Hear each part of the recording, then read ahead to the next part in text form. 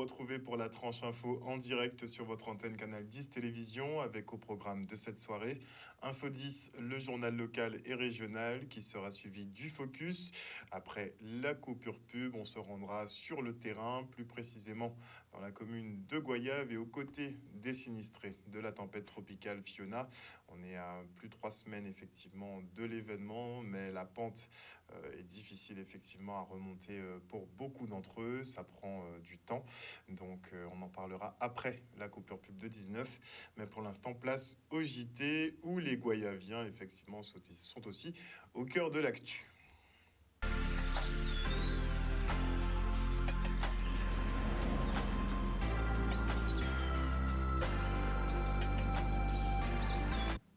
Nous sommes le lundi 10 octobre 2022 et notez que Rodrigue Solitude est placé sous contrôle judiciaire avec interdiction de quitter le territoire français.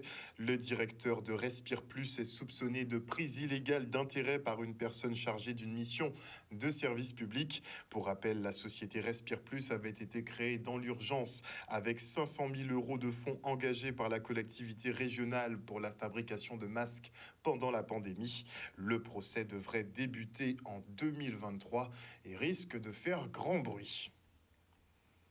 Et grâce à une grande battue organisée par les Marie-Galantais, Madame Thérèse Dambury a finalement été retrouvée saine et sauve. Atteinte d'Alzheimer et portée disparue depuis le 4 octobre dernier, la sexagénaire s'en sort indemne après 5 jours seule dans la nature. Une bonne nouvelle pour ses proches et les bénévoles, soulagés d'avoir pu lui porter secours à temps. Le reportage de Foufou Gong. Cette image, c'est l'image forte de ce dimanche. Thérèse Roseline Julien, entourée de pompiers et de ses proches. Elle va bien, elle parle. Stéphanie est une amie de sa fille qui participait aux recherches. Ça me fait plaisir. Vraiment. Elle nous demande comment on va et tout. Elle nous a dit qu'elle se promenait, elle était chercher. Elle avait des herbes dans sa main, elle cherchait du feuillage à quelque chose. Mais elle est consciente, elle parle. Ah, ça fait plaisir, hein, franchement. Elle n'est pas blessée. Les constantes sont bonnes, elle marche tranquille, franchement. Incroyable. Après 5 jours. Hein. Ouais, tranquille, quoi. Elle est plus en forme que nous. Il faut maintenant la ramener à la surface, à la civilisation, car nous sommes dans le fond d'une ravine. Difficile de penser qu'une sexagénaire, pieds nus de surcroît, ait pu se déplacer ici. Il y a plus d'1 kilomètre à marcher sur un terrain accidenté. La solidarité joue à plein régime pour dégager le passage. Une grande battue avait lieu le matin même. Plusieurs dizaines de personnes y ont participé, alors les volontaires ne manquent pas. Accueillis sur le parking de l'Amicale Écolambda à Saragotte, c'est le soulagement. Elle y retrouve ses filles notamment, ainsi que son mari.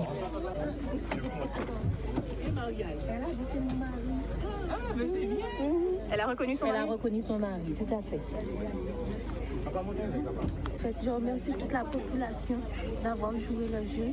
On est tous très contents de la retrouver. Merci. Ce sont 2 gendarmes qui l'ont retrouvée, suivant un instinct par rapport à d'autres disparitions qui ont déjà eu lieu dans le même secteur. Elle est ce que j'appelle la jungle. Elle était errante dans les sous-bois, en dehors des chemins. Et c'est lors d'une recherche que vous étiez Oui, tous les 2 gendarmes. Ok, bravo. C'est un secteur que je connais un peu et qu'on a eu l'occasion de retrouver des personnes. Et comme par hasard, on l'a trouvé du côté opposé des recherches. Ce que j'ai voulu faire aujourd'hui parce que c'était pas la logique. Thérèse Roseline Julien a été retrouvée à quelques kilomètres de chez elle, après 5 jours qui ont paru une éternité. Vous pouvez noter beaucoup de disparitions de personnes atteintes de maladies mentales, ce qui va relancer la problématique de la prise en charge, parce que les familles, effectivement, peuvent les aider, mais sont assez limitées, surtout lorsqu'ils ne font pas partie du corps médical. Et dans le cadre de la journée nationale du deuil périnatal qui arrive, le GIPRASPEG aide les professionnels de santé à appréhender le deuil périnatal, à une période très difficile. Regardez.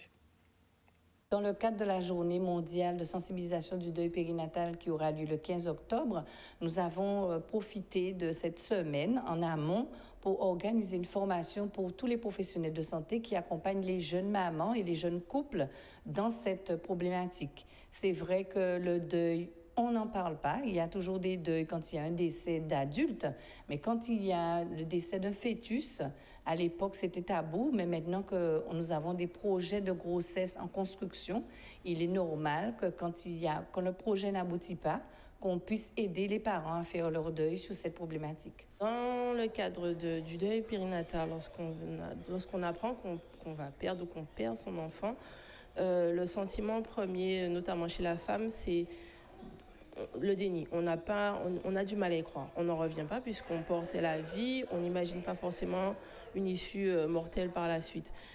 Donc, après l'incompréhension, on se sent seul aussi puisqu'on ne sait pas trop... notamment en service de maternité, on n'est pas préparé, on attend la vie. Donc du coup, pouvoir échanger, on ne se sent pas forcément légitime en tant que maman. On a besoin de pouvoir parler, échanger, et pas toujours avec la famille qui... Des fois, ils sont préparés, des fois, ils peuvent accompagner, des fois, eux-mêmes sont démunis. Ils font comme ils peuvent, mais ça peut être maladroit et blessant d'autant plus pour les parents qui sont endeuillés à ce moment-là, en fait, c'est vraiment un drame, ça bouleverse les vies. À l'époque, on ne parlait pas du deuil périnatal. Les mamans faisaient des fausses couches et ça passait à l'as. On n'en parlait pas. Il fallait rebondir et continuer à vivre avec cette problématique. Mais on n'a pas évalué l'incidence que ça avait sur les prochaines grossesses et sur la vie de famille. Maintenant, on parle toujours de projet de grossesse et qui dit projet, comme je vous ai dit, le projet qui n'aboutit pas, il faut savoir pourquoi ça n'a pas abouti et comment faire pour avancer dans la vie. Chacun a son rythme, donc il est difficile de définir le temps que ça prend pour se remettre de la perte d'un enfant. À mon avis, on ne pourrait même pas parler de se remettre de la perte d'un enfant. On parlerait d'apprendre à vivre avec, tout simplement, puisque je ne suis pas sûre qu'on puisse s'en remettre. C'est au moment où j'ai perdu mon fils que j'ai su que ma grand-mère aussi avait perdu un enfant. Avant, on n'en parlait pas. Donc c'est quelque chose, aujourd'hui encore, les personnes se demandent, mais est-ce qu'elle devrait déjà être accompagnée? Est-ce qu'on ne s'en remet pas tout seul? En fait, c'est comme une plaie. Bon, on s'est coupé le doigt et puis on met un pansement, ça va guérir. Sauf que ce n'est pas aussi simple. Mais petit à petit, le travail se fait. Notamment, aujourd'hui, nous sommes là conviés à la formation du deuil périnatal avec d'autres soignants. Donc, c'est pour dire qu'au fur et à mesure, la coordination se met en place pour qu'on puisse pleinement pouvoir être efficace sur le terrain en partenariat avec les professionnels de santé, avec le système de santé en Guadeloupe pour pouvoir apporter notre soutien aux familles. Au vu des problématiques récurrentes d'approvisionnement en eau potable sur le Nord Basse-Terre, le LKP se tient désormais aux côtés des usagers. Régulièrement privés de la ressource, ces derniers doivent tout de même s'acquitter de factures parfois exorbitantes. Une double peine pour ces administrés qui sans cesse doivent chercher des solutions pour pallier au manque. Le reportage. Nous décidé de passer à l'action parce que depuis plusieurs mois, nous avons l'eau usagée, notamment du Nord Grand-Terre, qui a subi, ça a créé des avis de tiers détenteurs, des ATD et des saisies, et principalement des vieux mouns. Des vieux mouns, ils n'ont pas ni de l'eau, ou bien ils ont ni de l'eau de temps en temps, ou bien là ils ont ni de l'eau, c'est de l'eau à la boue, c'est de l'eau à caca, ou bien de l'eau à toute qualité cochonnerie, et pourtant ils ont recevoir des factures exorbitantes, et donc nous décidé de passer à l'action, de venir demander Renoc compte. Renoc Casino comme ça, à Pali, c'est le SIAG. À qui j'en peux dire moi? Depuis 2009, l'État, les collectivités, les communautés d'agglomération étaient censés, dans le cadre d'accord LKP, faire un nouveau circuit de distribution de l'eau, de nouveaux captages, de nouveaux outils de production. Et aujourd'hui, là, 12 ans après, c'est près de 70% de l'eau là qui a disparu en terre là parce que les captages et les tuyaux, pas aux normes encore, ils ont pourri. Et ce n'est pas Fiona qui fait ça. Fiona a simplement révélé l'immensité à désastre que nous avons subi là. Vous voyez un facture à 1258 € avant hier, en trouvant en boîte à lettres. Alors qu'on n'a de l'eau à Casamance, on a mené ça à Casamance, on a arrêté là. En mon pied derrière là, c'est si. On n'a de l'eau, c'est de l'eau la pris en cabouet. Mais Renoc a voyé un facture à 1258 €. Parce que parmi les retraités, et c'est là nous qui avons fait ça. Alors, comme moi, j'ai déjà vu nous voir. Et on t'a déjà montré de l'eau là qui a coulé en robinet, qui a tout mangé là. Et on dit, en pas en circonstance, on ne peut pas payer $4 qui a tué moi là. Et on a arrêté de payer depuis 2017. Ils n'ont pas jamais arrêté moi parce qu'ils ont tenu preuve là. Et on publié à leur WhatsApp les tuyaux, les routes au cas en moins. Donc, on voit couche calcaire qui t'a donné avec d'autres saloperies. Donc, moi, à dans peuple là, en concerné par misère là qu'il a fait nous Sibi là. Deuxième sujet grave, c'est la question de l'assainissement. Je dis là, on est quasiment 100% des stations d'épuration qui pas qu'à fonctionner, ni de l'eau à couler, tout partout. Nous voyons ça notamment dans les Isaac de l'Aiguille à Goyave, en qui gens moun ka resté à don cité, à don état d'insalubrité qui est totalement inadmissible et nauséabond. Effectivement, nous avons sollicité donc l'Agence régionale de santé par rapport justement à la qualité de l'eau et on attend leur retour. On a demandé effectivement mardi dernier et on est toujours un peu en attente. Et à Goyave, la population qui elle est privée d'eau depuis vendredi était conviée à une réunion publique sur les aides disponibles suite au passage de la tempête tropicale Fiona. Fonds de secours, fonds d'urgence pour les relogements, démarches auprès de son bailleur et son assurance sont tout autant de priorités pour les sinistrés qui ont tout perdu. Pour le département, il faut s'assurer que les virements et les chèques soient réalisés au plus vite d'ici le 20 octobre prochain. Le reportage. Il y avait un besoin pour la population d'échanger et de rencontrer tous les partenaires qui gravitent autour de la vie de ces logements, de ces propriétés, mais aussi qui sont organisés pour porter secours. Évoquer les problèmes de l'urgence, évoquer les problèmes à court terme, évoquer des problèmes à moyen terme, et après aussi discuter de l'avenir de cette zone de la ZAC de l'Aiguille à long terme. Ce qui est surtout important aujourd'hui, c'est de veiller à ce que les dispositifs mis en place soient effectifs et soient concrets, que nous sommes en action. Et donc hier, au niveau de Capesterre, aujourd'hui à Goyave, ma satisfaction, c'est que le fonds de secours, nous avons des personnes qui attestent qu'ils ont déjà perçu les 700 €. Concernant le fonds d'urgence que nous mettons pour les personnes qui doivent être relogées, puisqu'au-delà du fonds de secours, on a rajouté un fonds d'urgence de 1 500 € pour permettre aux gens de pouvoir s'installer et rappeler les dispositifs. Rappeler que nos assistantes sociales, nos travailleurs sociaux interviennent pour accompagner, pour les aider à remplir ces dossiers. C'était intéressant, que ce soit pour le bailleur, savoir quelles démarches on peut effectuer. Pour les assurances également, tout est en cours, donc on attend le retour de l'assurance, savoir ce qui va être fait. J'ai trouvé que c'était, en fait, que c'est bien, quoi. Moi, je ne m'attendais pas à autant de solidarité. Aussi, on a été vraiment bien accompagnés. Franchement, j'ai été surpris et agréablement surpris. Il est évident que la rivière continuera à passer là. Et, le changement climatique est tel et les gens ont cette peur. Et donc, il faut rassurer les gens et je suis ravi que d'abord la population ait répondu parce qu'elle était dans le besoin et ensuite que nos partenaires aient accepté courageusement de jouer le jeu, de venir répondre aux questions directes, flash, voilà, si je peux m'exprimer ainsi. Et donc je les remercie tous, depuis les bailleurs sociaux jusqu'au service du conseil départemental, en passant par les différentes associations. Et vous le voyez aussi, l'action de solidarité continue, puisque cette deuxième partie, maintenant, on va passer encore à des actions de solidarité. Moi, ce que je veux, c'est que les choses aillent vite, que d'ici le 20 octobre, que tous ces fonds, dès lors que les CK sont pu faire remonter, que tout cela soit réglé, que les virements et les chèques soient faits, parce que ce sont des personnes qui sont en situation précaire et de souffrance. Et nous nous sommes rendus sur le terrain d'ailleurs ce matin pour constater un peu tout cela. Et effectivement, on a eu des bons retours sur les démarches entreprises donc par les collectivités, les associations et les particuliers. Visiblement, les sinistrés sont très contents de tout ce qui a été réalisé, mais on a de moins bons retours sur certains bailleurs et propriétaires qui jouent un peu les fantômes, sachant effectivement qu'il y a de grosses réparations à entrevoir. Et le problème, c'est qu'il y a un manque de communication avec les locataires qui commencent à s'inquiéter. Et le groupe Bernard Ayotte, lui, porte une contribution financière aux communes de Goyave, Capesterre-Belle-Eau et Basse-Terre. Une enveloppe globale d'un peu plus de 100 000 € à raison de 33 500 € par territoire. De quoi venir en aide aux familles sinistrées. Le reportage de Charlie Dagonia. M. Bernard Ayotte m'a contacté après avoir aidé beaucoup d'associations en matière d'aliments, comme vous l'avez entendu le maire de Goyave le dire. Et il m'a demandé comment, effectivement, il aurait pu encore accompagner des communes vraiment sinistrées. Alors moi, je lui ai dit ce que je sais, c'est que beaucoup de jeunes qui viennent d'entrer à l'école ont tout perdu. Je vais appeler les maires, et je les ai appelés, les 3 maires, pour leur demander leurs besoins et m'expliquer un peu en matière de matériel dans les maisons, de matériel scolaire.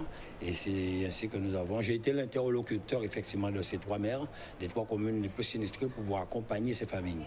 Et nous sommes vraiment contents aujourd'hui. Hein. On avait parlé d'une somme et je vois qu'ils ont donné plus, donc ça fait encore plus plaisir et montrer en plus qu'ils sont là pour accompagner effectivement les familles sinistrées de la Guadeloupe. Comment ne pas être insensible à la détresse des populations du sud Basse-Terre et en particulier à celles de Capesterre, de Goyave et de Gourbert et de Basse-Terre, pardon. Le groupe Bernard Ayotte, à travers son président Bernard Ayotte, a tenu à manifester très rapidement sa solidarité en organisant avec le président de région et les 3 maires des communes citées une convention qui permet à ces communes de faire face à des dépenses immédiates et urgentes et de première nécessité. Bien évidemment, nous ne demandons rien aux mairies, nous ne leur disons pas ce qu'elles doivent faire. C'est leur choix et c'est leur choix. Au nom de la ville de Capesterre, je remercie le président de région ainsi que le groupe Bernard Ayotte pour cette aide de 33 500 € qui va aller donc directement au niveau donc, du centre communal d'action sociale. L'occasion pour nous donc, de continuer à aider les sinistrés en leur permettant avec cette somme de pouvoir faire l'acquisition donc, du minimum pour pouvoir continuer donc, à réaménager leur logement. Parce que comme nous le disions, hein, le plus compliqué aujourd'hui reste quand même de régler ce problème des sinistrés qui ont tout perdu. Or, nous sommes encore au mois de septembre, au mois d'octobre, avec ces enfants qui viennent de faire leur rentrée scolaire, au travers donc, de ces parents aussi qui doivent pouvoir se projeter. Donc, en gros, toute cette aide nous permettra effectivement de pouvoir les accompagner au mieux et on ne peut que remercier ces bienfaiteurs. Nous allons déjà l'encaisser très rapidement. Je l'ai remis de suite à mon financier qui est ici présent et puis l'adjointe en charge du CCAS était présent puisque nous allons beaucoup nous appuyer sur le travail et l'expertise du CCAS qui a déjà fait un gros travail d'expertise, qui a recensé les familles en difficulté, qui seront bien sûr priorisées concernant ce don de 33 500 € pour la ville de Basse-Terre. Et petit message aux entreprises, n'oubliez pas que les dons sont défiscalisables. Et une délégation de l'ADOM et de la Riviera du Levant s'est rendue à la Désirade pour parler mobilité. L'objectif, éclairer les jeunes sur les dispositifs en place en termes de formation et d'insertion en Guadeloupe et à l'étranger. Le reste en images. Tous les services de manière à mieux toucher notre jeunesse. Quand je dis toucher, c'est-à-dire que les permettre de vous poser des questions, notamment sur la mobilité, hein, de pouvoir avoir les services qui pourront mieux les informer sur le fait de comment faire les choses, de mieux être informés pour faire les choses. Parce que nous savons que sur Désirade, en étant territoire insulaire, c'est toujours plus compliqué. Et c'est pour ça que j'ai tenu, c'est une de mes lignes directives politiques, de pouvoir apporter ces services à notre jeunesse désiradienne, puisque c'est vrai que lorsque ces services ne viennent pas aux jeunes, on a tendance à laisser tomber et ça fait qu'on a une certaine précarité qui s'installe et c'est ce que je ne veux pas pour ma jeunesse. Je pense que les jeunes d'aujourd'hui sont l'avenir de demain. Il est très bien qu'ils soient informés et qu'on ait une légalité des chances par rapport à ça, comme sur le territoire, sur le département guadeloupéen. Aujourd'hui, nous sommes venus avec différents partenaires dans le cadre de l'action Un jour, une commune. L'idée, c'est de mettre à la disposition des désiradiens bénéficiaires du RSA ou alors des jeunes de moins de 25 ans, de 18 à 25 ans. Nous sommes venus leur apporter un maximum d'informations par rapport aux dispositifs qui sont mis pour eux de façon à les aider de façon à les accompagner dans la recherche d'emploi, mais avant tout dans la formation et dans l'insertion. La DOM, en fait, qui est un acteur majeur pour la mobilité des résidents, a souhaité, en partenariat avec la CARL, réunir en un seul lieu les acteurs en charge de la formation professionnelle et de l'emploi afin de pouvoir promouvoir les offres de services dans le cadre d'un projet de mobilité, d'emploi ou de création d'entreprise. Donc on a souhaité finir à la Désirade parce que c'est une commune en fait qu'on tient à cœur et on a souhaité également signer la convention de partenariat en ce même jour. J'ai constaté deux choses, que les désiradiens, des jeunes désiradiens qui sont diplômés, très souvent ne peuvent pas exercer sur leur territoire. Deuxièmement, ils veulent se former, ils veulent avoir d'autres compétences pour pouvoir exercer les métiers. Cependant, pour venir en Guadeloupe pour faire des formations, c'est un autre problème. Mon devoir aujourd'hui, c'est de les motiver, de leur faire comprendre que la mobilité, c'est très important, surtout pour la jeunesse. Il y a un dicton qui dit « le voyage forme la jeunesse ». Il faut que la jeunesse revienne chez elle après le voyage, normalement. Et on se rend maintenant à Taonaba pour le bal Grand Moon organisé par la ville pour la clôture de la Semaine Bleue. Regardez. La Semaine Bleue, en fait, c'est une semaine pour les personnes âgées. Une semaine pour les faire sortir. Une semaine pour que ces gens-là soient bien entourés, avec beaucoup d'amour. La population va en vieillissant. Il est important que les aînés, avec les plus jeunes, dans le cadre intergénérationnel, se rencontrent. Et c'est l'occasion aujourd'hui à Taonaba de favoriser ce lien intergénérationnel entre nos aînés et les plus jeunes. Très bien, puisque ce n'est pas la première fois que je fais partie de cette Semaine Bleue, puisque j'étais coordonnateur à la vertu de l'âge. Et il y a à peu près bien 10 ans que je fais partie et que je participe à la Semaine Bleue, qui est une très belle fête pour les personnes âgées. Les aînés sont très satisfaits qu'on s'occupe d'eux. C'est l'occasion de mettre en avant la politique municipale pour l'intergénérationnel. Faire des sorties, des balades, leur faire visiter des lieux emblématiques du territoire, comme le lieu où nous nous trouvons, et aussi aller à Vallombreuse, aller au parc des Mamelles. Nos aînés sont très friands de sortir. À partir du moment qu'on leur dit sortir, ils sont déjà d'accord.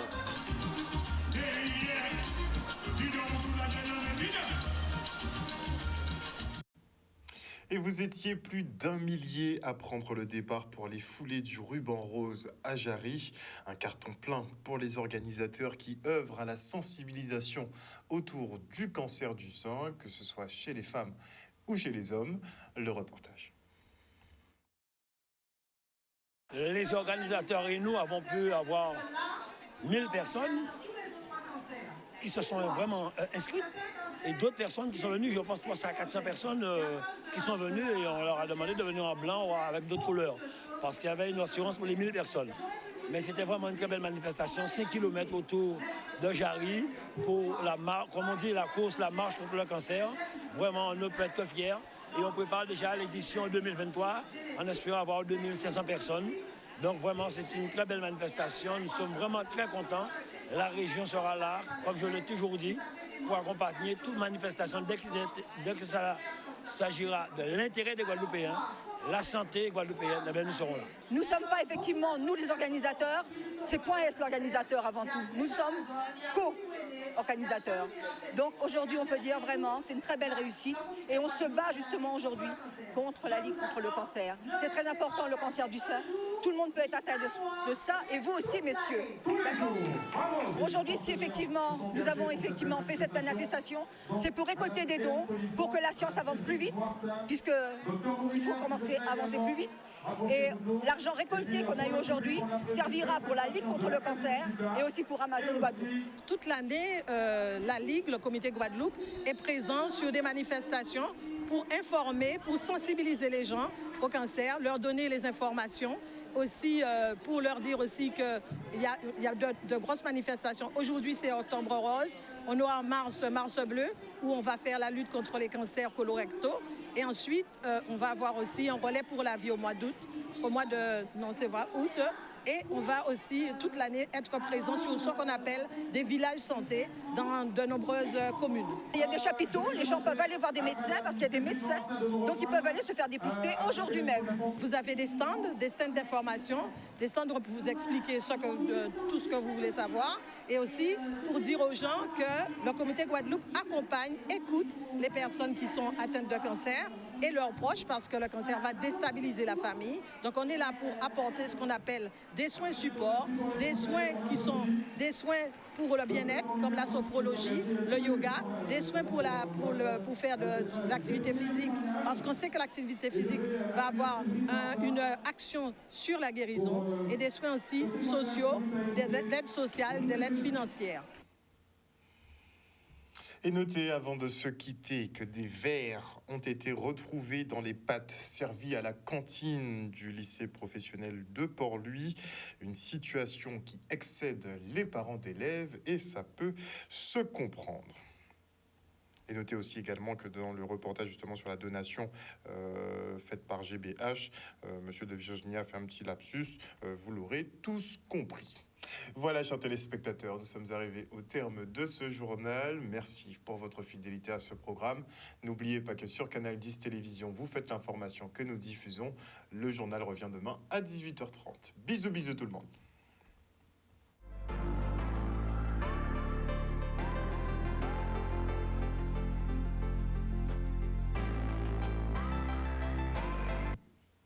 Le lapsus, c'est comment ne pas rester insensible.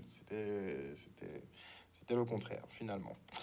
Avant, effectivement, la deuxième partie, donc, est le focus, qui sera consacré aux habitants de Goyave qui se remettent petit à petit du passage de la tempête tropicale Fiona. Ce sera après la pub. Et avant cela, je dis bonsoir à Claudie Giraud-Girard, à Joël Bazide, à Odile Zingilet, bonsoir à Fabienne Médard, à Marilou, à Mieli Pops, à Rullier Steve, bonsoir à Camille Julien, à Ampassave Mako, bonsoir à Mouton Lucide, bonsoir à Gladys Drouat, bonsoir à Wilma Blondeau, à Jimmy Kamagouva Aliar, au général Franck Abar, à Marie-Hélène Borès, bonsoir et bisous à Maggie Delaney, à Teddy Bamberg, bonsoir, à qui d'autre, mais...